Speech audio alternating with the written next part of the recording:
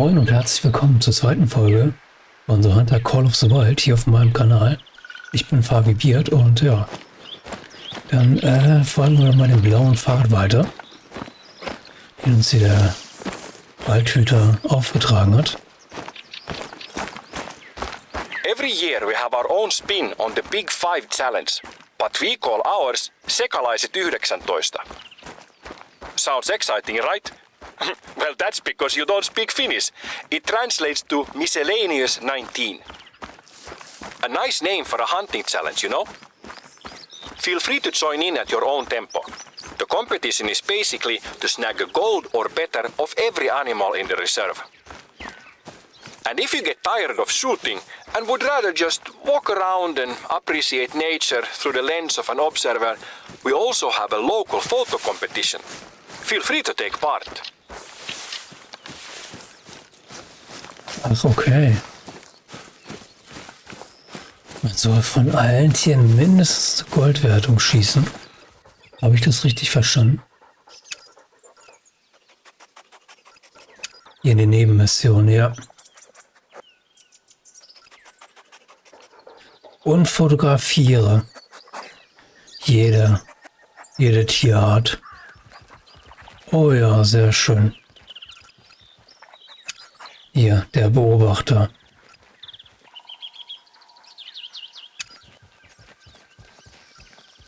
Sehr nice.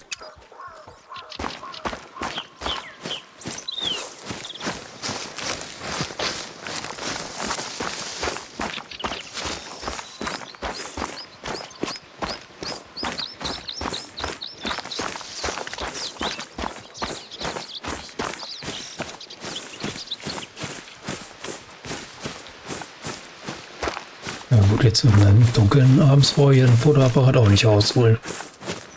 Ja, hätte er mal ruhig die Zeit anders einstellen können. Ja. Für seine Nachtwanderung. Für die Nacht- und Nebelwanderung. I've also marked out the highest point in the reserve. I'm up there at least once a month. It's the perfect getaway when I want to have a man date with myself. I'll pack my favorite cheeses, some savory pastries, and maybe a beverage, and head out there to survey the lands under my care. A spiritual power trip, really.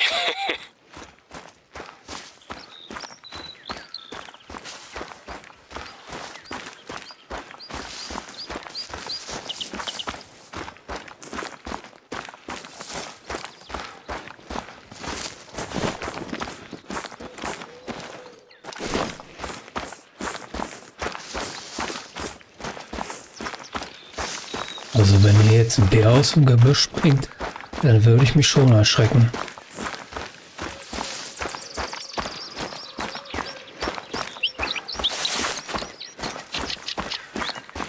Gerade hier bei so dichten Bewuchs auf dem Weg hier auf dem Pfad. Das wäre prädestiniert dafür, dass da ein Bär auf einmal hinter den Bäumen hervorspringt, aber ja, zum Glück ist es nicht passiert.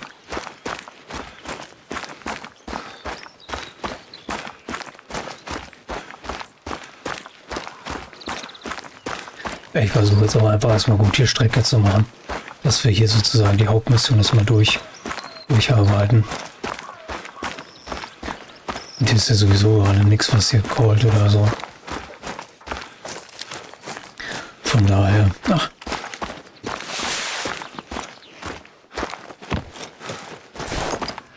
Okay, die sind aber auch gar nicht markierbar.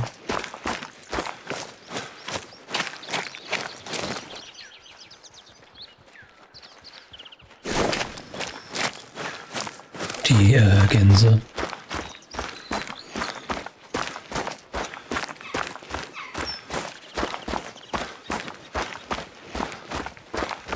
Der Berg war doch hier schon so hoch. Wo schickt er uns denn jetzt hin? So, glaube ich, schon so der höchste Aussichtspunkt. Aber ja gut, lassen wir uns mal überraschen. Was er vom Spezialplatz hat. So, da geht's zur Hütte und zum Aussichtsturm, aber Den habe ich schon, oder? Ja, die Hütte habe ich. Auf jeden Fall den Aussichtsturm habe ich auch schon.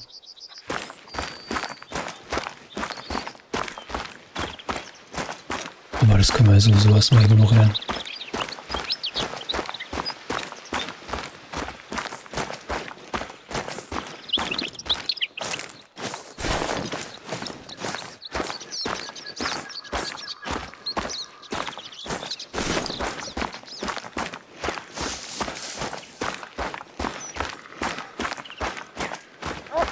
Do you want to know my top 3 cured meats of all time?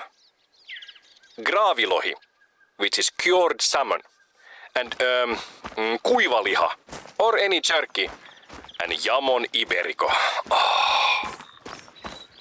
You know, iberico is really nice, but I don't eat it very often, so maybe it's not good to have it on my top list.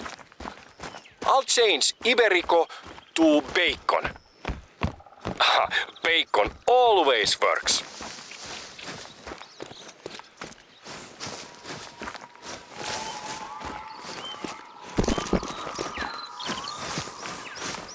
Oh, das war wohl nicht der offizielle Weg. Ah. Boah, Glück gehabt. Ich habe den inoffiziellen Weg gewählt. These lakes and streams have salmon, pike, perch, rainbow trout, and how do you say this fish? Kuha. It's like the mix of the pike and perch.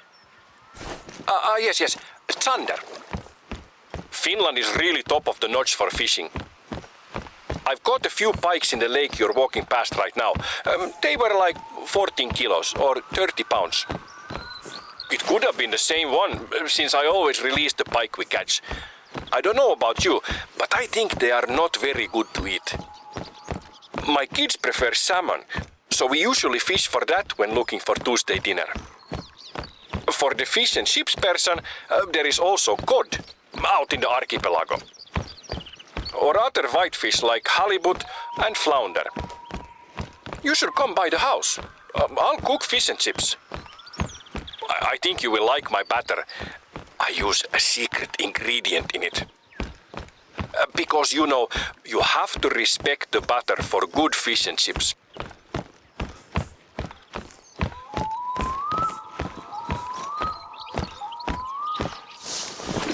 Ja, also hat uns jetzt erstmal schön zum Fisch und Pommes essen eingeladen.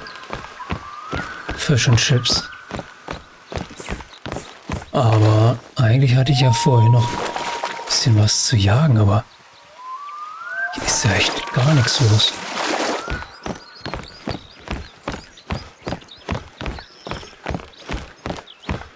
Und wahrscheinlich wollen sie uns hier hinten hinlotsen zu den beiden Gebieten, die ich jetzt auch schon habe. Aber ist egal, oder? Schauen wir mal. Vielleicht kommt ja gleich mal ein Marder und oder so.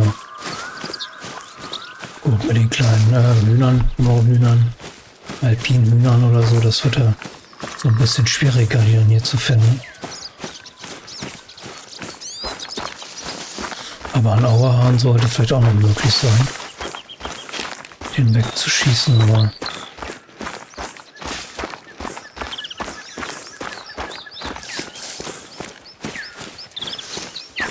ein Weißwedelhirsch wäre ich jetzt auch nicht abgeneigt, wenn hier mal einer ist.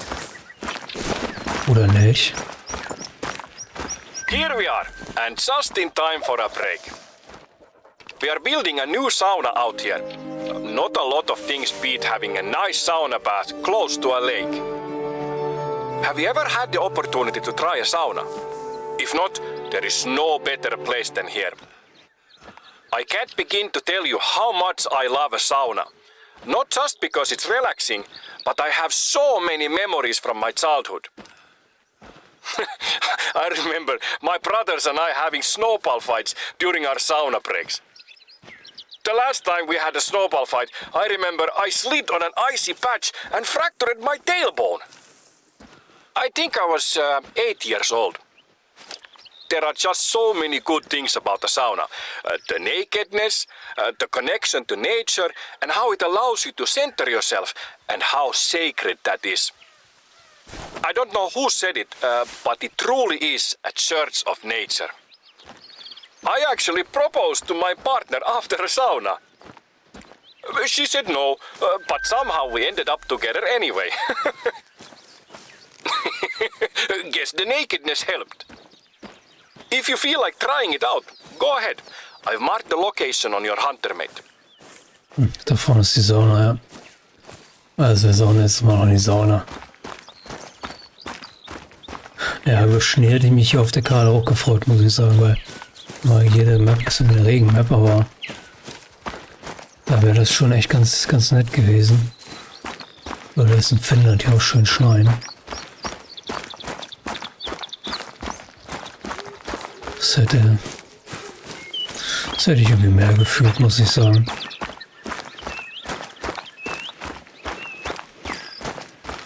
Oh, it seems the construction guys aren't finished with installing the heater.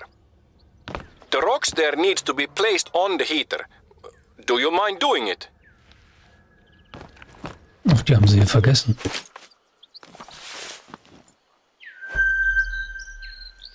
Ein Bärchen.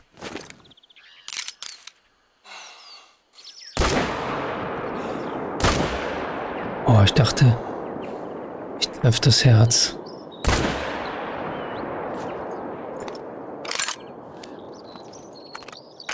Das war ja gar nichts.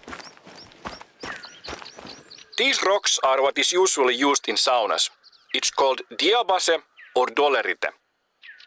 It's suitable because it's odorless, it's cut to the correct size and doesn't crack because of heat. A form of diabase was used to build Stonehenge. Isn't that neat? How different cultures find use for the same material.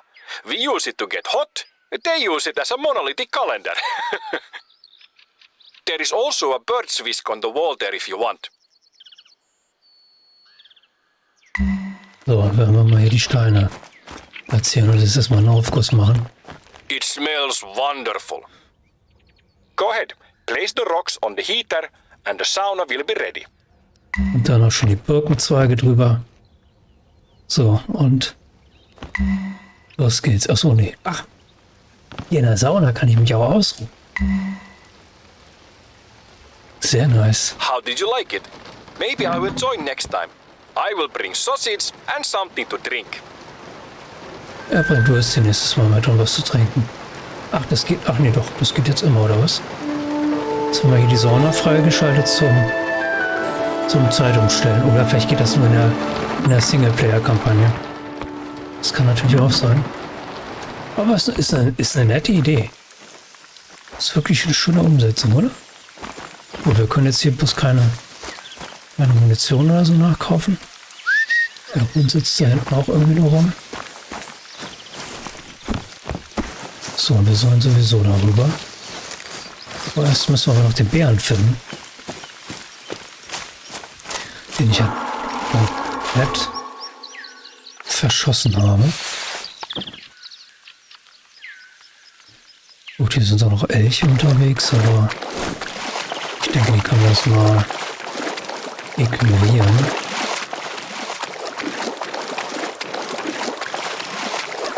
Okay, der Bär ist anscheinend gefallen. Das Bärchen.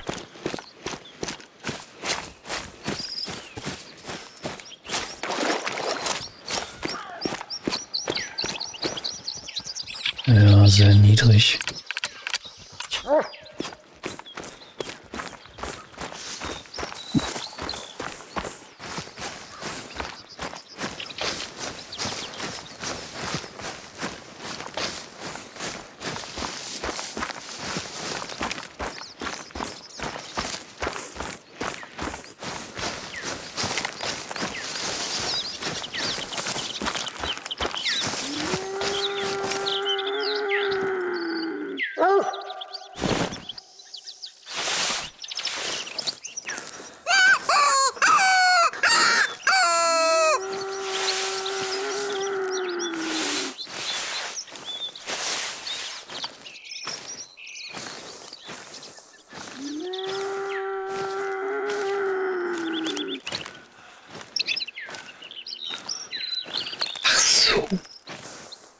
Der höchste Punkt hatte ich gar nicht angenommen. Oder das ist woanders. Ja, Hund, warte doch mal.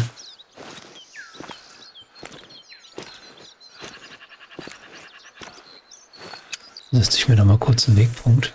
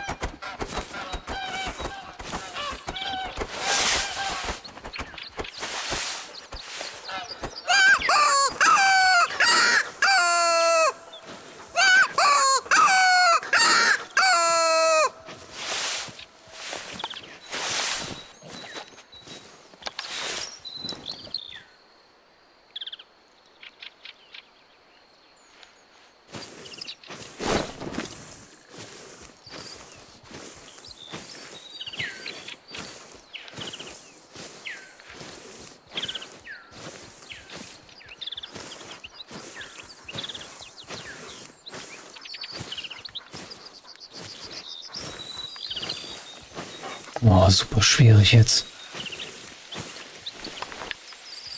den Luchs hier zu sehen.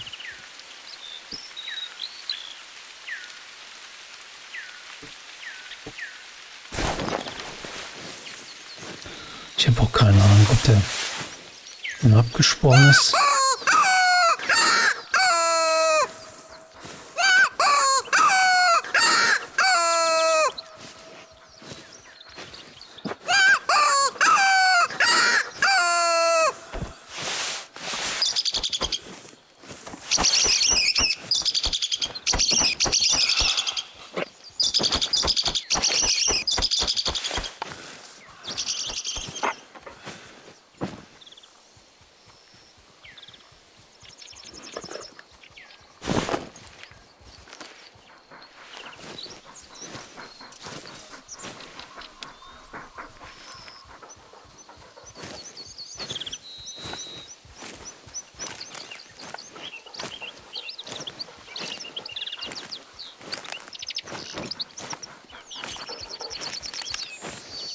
Kann natürlich sein, dass er auch ab durch die Mitte gelaufen ist. Da. Och nee, weißt du. Jetzt habe ich ihn gerade gesehen. Ach, war sowieso die falsche Waffe. Ja, egal.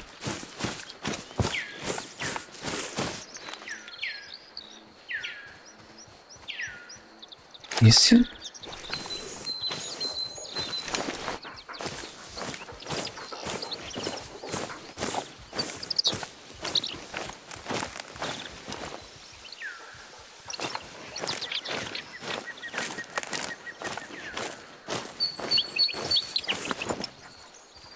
Aber das jetzt ja auch im Dunkeln zu sehen, ist, glaube ich, auch eine Kunst.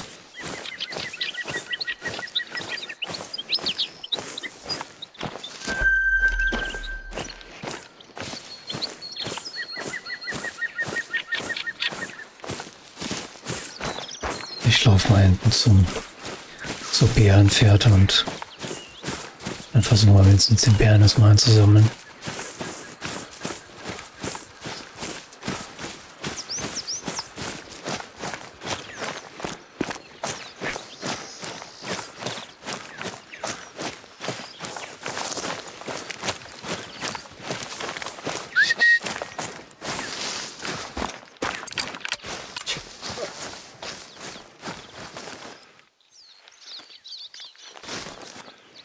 Das war ein männlicher Bär.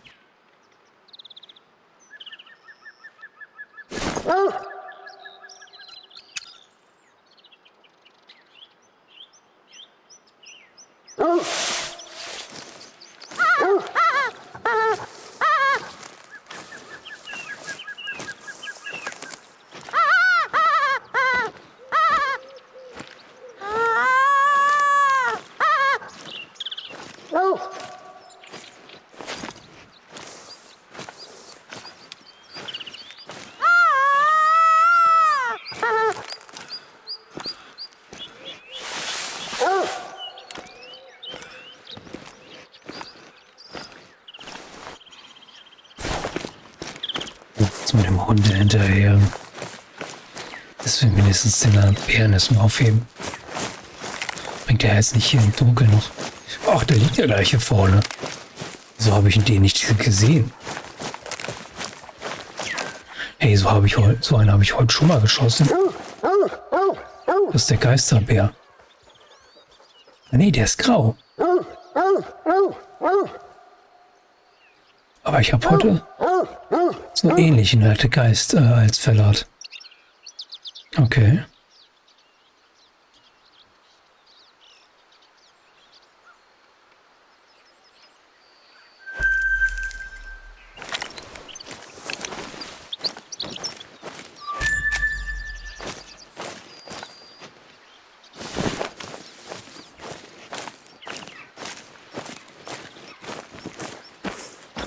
Alten Schneehuhn. Oh, ich glaube, die sind viel zu klein, um die jetzt zu sehen. Unter deren Lichtverhältnissen.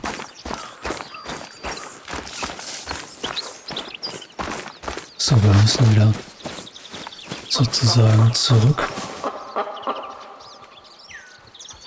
Ja, ein Auerhahn, das wird glaube ich auch nichts. Hier im Wald jetzt.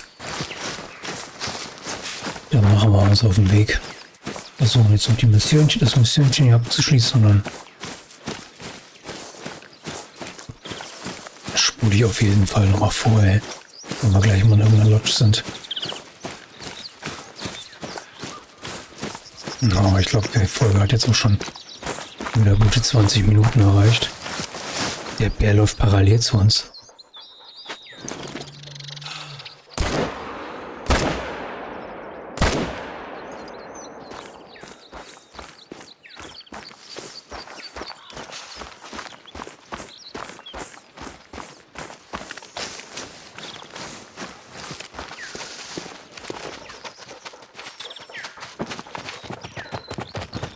Noch einer.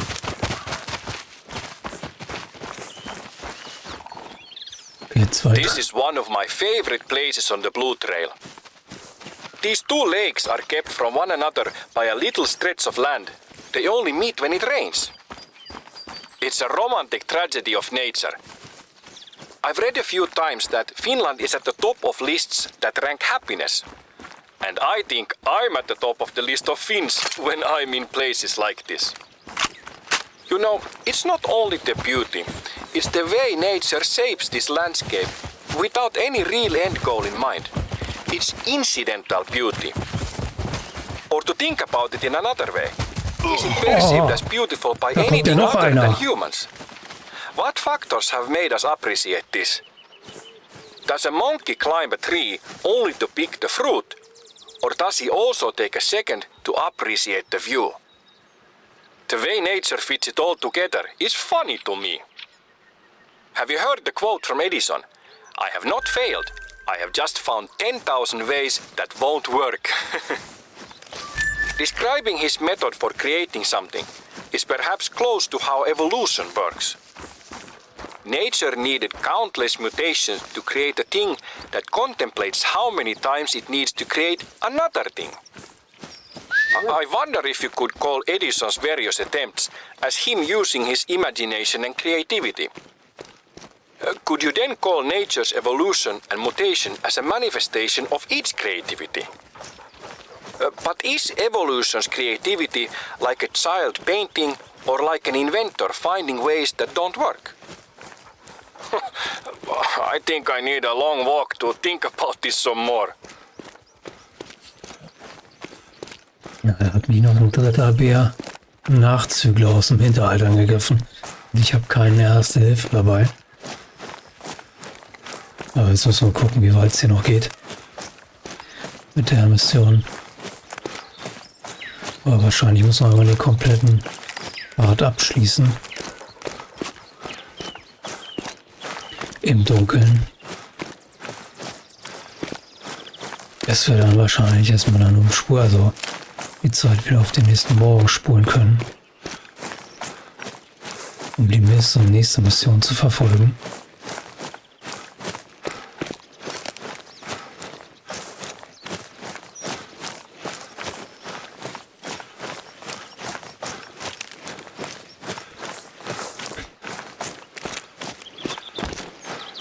I've seen a lot of brown bears to the north of here. There are rumors of a great big unique looking bear in the region. I have never seen it myself, and I'm not sure if it's true or not. Maybe you could go and check it out. You know, in old Finnish mythology, the bear is a very sacred animal. We say karhu in Finland.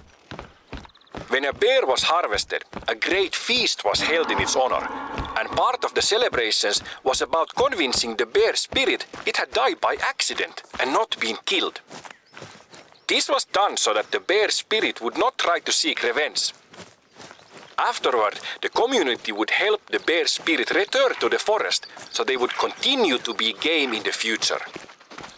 For other communities, the bear was a son of a god and was symbolically married to a maiden to make a bear god happy. Waking up on a Wednesday and hearing the good news, you're being married to a grizzly today. Have you written your vows? We might not have a lot in common with ancient people, but hunting and celebrating the harvest is something we've been doing for many millennia. That emotion and activity ties us directly to the hunters that came before us. You know, it takes a while to sink in. You are doing and feeling the same exact thing hunters 5,000 years ago might have felt. Ja, wenn er jetzt sagt, dass das eine Mythe ist, dass es hier einen großen Bären gibt, den er noch nie selber gesehen hat. Ob das jetzt auf einen Bären, Great One hinausläuft oder ob wirklich der Elch der Great One ist. Das ist jetzt die Frage. The last ice age created a lot of amusing landmarks on the Finnish landscape. I've marked their location on your hunter mate, so you can check them out. Apart from natural landmarks, there are a few man-made ones here as well that I think would be worth visiting. I recommend you to check them out if you happen to be close to one of them.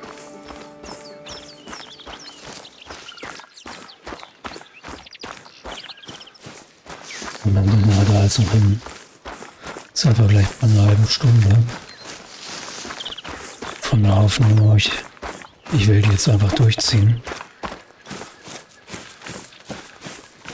Dass wir beim nächsten Mal wieder im Hellen halt los können.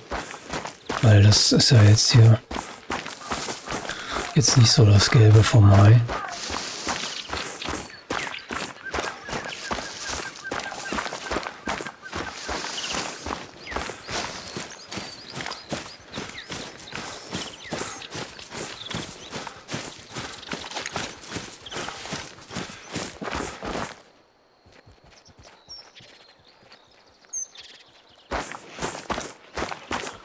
Folge jetzt erstmal weiter den blauen Pfad.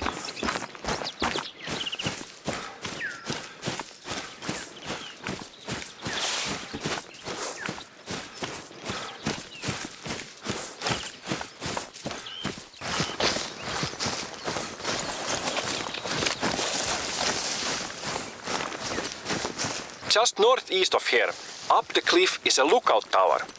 This trail does not get any closer, so if you want to use it, now is a good time. Come back here when you want to continue the trail.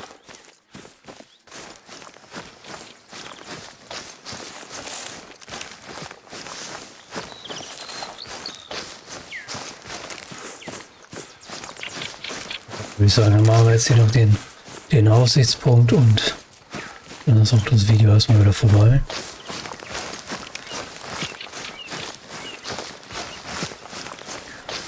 Wir müssen natürlich beim nächsten Mal von dem Ding hier starten. Obwohl, ich würde vielleicht gern bis zu der Hütte halt laufen.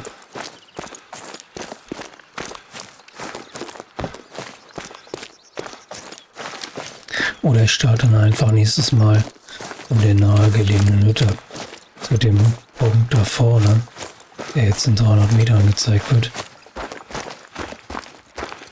Obwohl von dort ist es ein bisschen weiter weg, aber egal.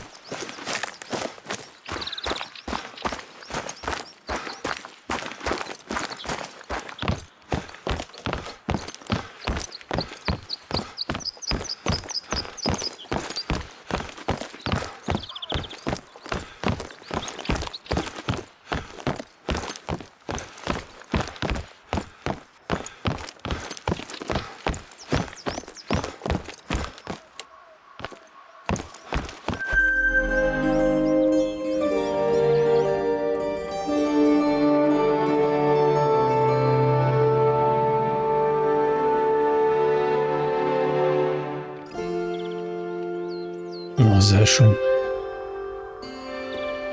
So, dann starten wir das nächstes Mal von der Hütte aus. Oder ich starte dann halt von der Nähe, dass ich dann schon mal hier zu dem Punkt hinlaufe. Ja, wenn euch das Video gefallen hat, lasst ein Abo da. Gebt dem Video einen Daumen nach oben und schreibt einen Kommentar, wenn ihr mögt. Und dann bis zum nächsten Mal. Tschüss.